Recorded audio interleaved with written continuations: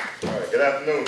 Good afternoon. I promise my speech will be shorter than the introduction. I apologize for that. All right, thank you all so much for welcoming me to Tuscaloosa and teaching me about this wonderful program. Thank you very much to the All-Stars. You all know, really understand what an amazing gift it was for me to hear your reflections on this program. It sounds like you all didn't know a lot about what to expect, and I didn't know a lot about what to expect either when I started it. I didn't realize that over a year later, I would be here because of one of the All-Stars invitation, because they were the catalyst to telling their administrators about me. And I certainly didn't believe that I would hear such powerful testimonies from you all. So thank you all so much. Thank you, President Mayfield, for welcoming to your campus, and President Cephas for all of the work that you've done. And thank you, Dr. Range, for the wonderful introduction and giving us a history, some of which I was going to convey to you all. I realize I'm talking to mostly high school students, so that's what I've geared the message towards. There was a lot that you all heard about me during the introduction, but I don't think that the introduction said the most important things about me, the things that I'm most proud of. It didn't talk about the fact that in 4th grade, I was assigned to a slow learners group. It didn't talk about the fact that all throughout high school, I was challenged by an inability to score well on a lot of different standardized tests, including the ACT, which I had to work very hard just to get the bare minimum to get to college. It didn't talk about some of my experiences at college when I felt like I was studying as hard as I had studied in my entire life, and I was still coming up with C's and D's. And to journey from all of that to the things that I've accomplished, that's what I'm most proud of. Not necessarily what I've accomplished, but or not necessarily the end point, but the humble beginnings. But I want to talk about some of the messages and some of the things that we're taught in school. So school is very important, and you're going to learn some of the most important things you need to know for college and for life in school. But unfortunately, too many times, school teaches us that we're not as smart as somebody else. We get rated a lot. We get labeled often. We get compared against our peers. And a lot of this comes from our peers, but sometimes it also comes from our teachers. Sometimes we have teachers that don't think that we're that smart. Sometimes we have teachers that obviously have a preference for someone else in the class.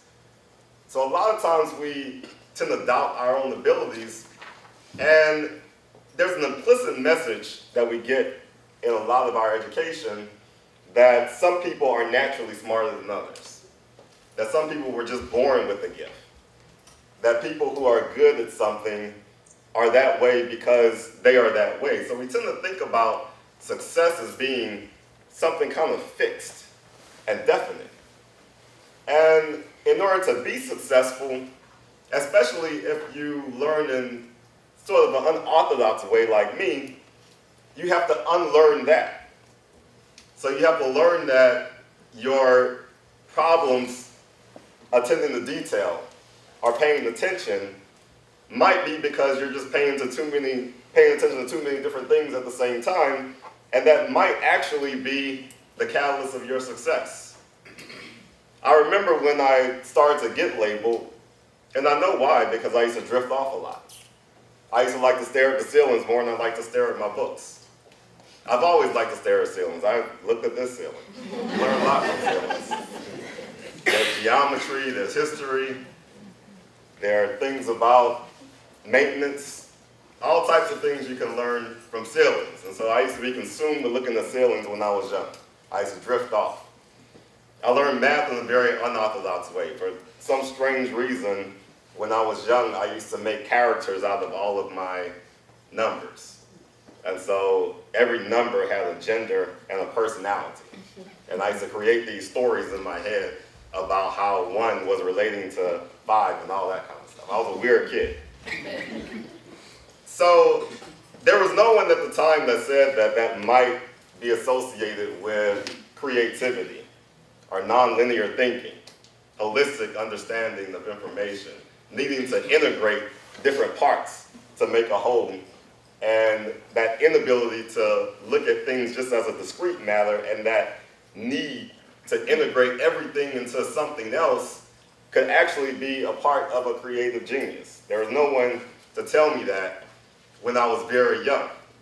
Now, luckily, as I progressed through school, just like the All-Stars, there were people who came in my life that helped me to understand myself better, that helped me to understand that the flaws that I had actually could be a gift. And they helped me to understand my gifts a little bit better. And the irony is that a lot of these people were going against the grain of what they had been instructed to do in their professions. So these were people who were going above and beyond. They were recognizing things that they weren't necessarily taught.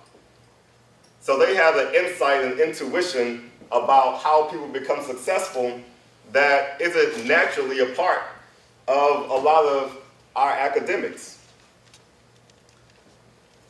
I went to undergrad and graduated from Louisiana State University. And I know I'm not supposed to say that a lot in Alabama.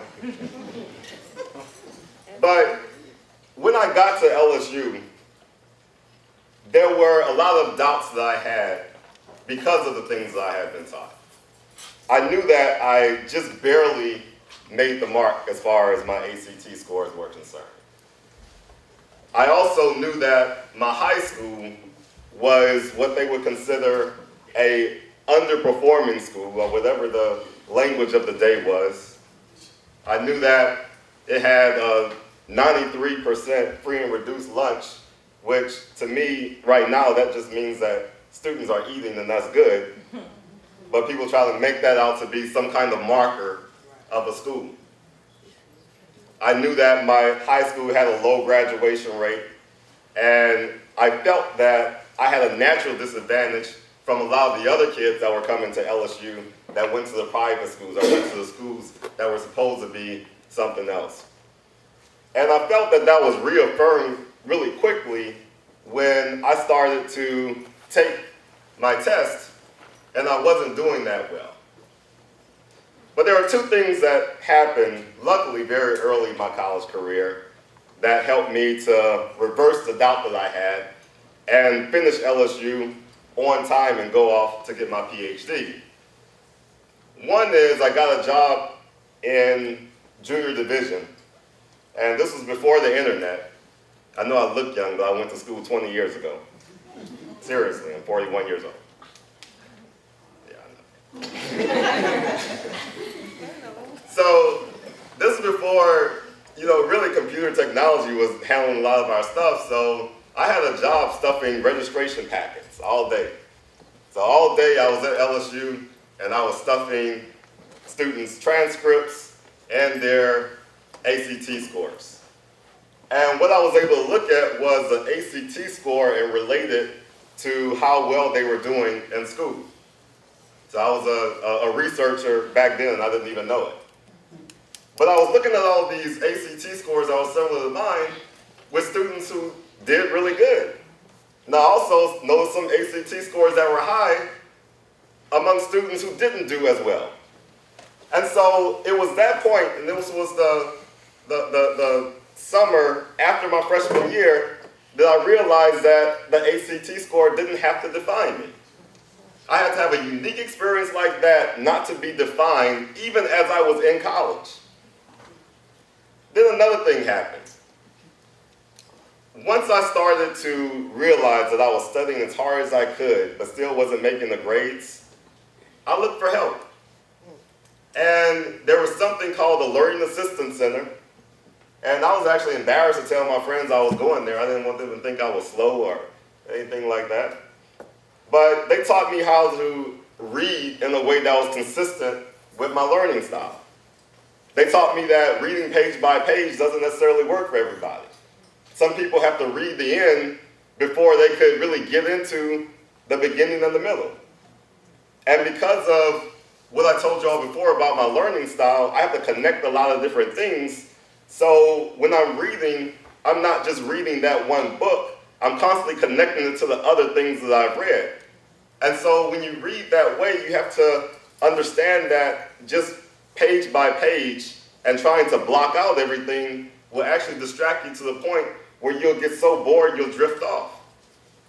So once I learned about myself, once I stopped letting someone else define me and learn my own patterns, I excelled in school. And so I graduated before most of my friends, went on to Penn State to get a master's degree, went on to Temple University to get a PhD. Then I became an editor of a major journal. And it's really quite ironic that I was actually assigned to remedial reading coming into school to a journal editor only about 10 years later. So I want to conclude by just summarizing the lessons that I learned. And I'm hoping that by me telling you this now, you don't have to go through the same type of doubt at the time that I went through it. But there's no such thing as natural abilities. There is a such thing as opportunity, and unfortunately, some people have opportunities built into their environment that other people don't have. So privilege is a real thing. But as far as natural abilities, people succeed despite the advantages or disadvantages that they may have because they work hard. Because they learn themselves, they aren't defined by anyone else, and they learn that anybody can be as successful as they want to be if they do the work to do it. So you've heard from these three young men right here. You've heard from me. You've heard 3 or 4 different experiences of success. You've heard 4 different paths to success. But what we all have in common is that nothing was handed to us. And we didn't rely on just knowing it without working. One thing that we all have in common is that we work hard for what we have. And another thing that we have in common is that we will keep working until we take everything that we deserve. Thank you.